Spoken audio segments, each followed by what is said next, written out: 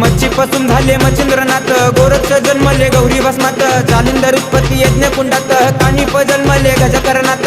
अलख निरंजन नवनाथाय नमः, अलख निरंजन नवनाथाय नमः, अलख निरंजन नवनाथाय नमः, अलख निरंजन नवनाथाय नमः।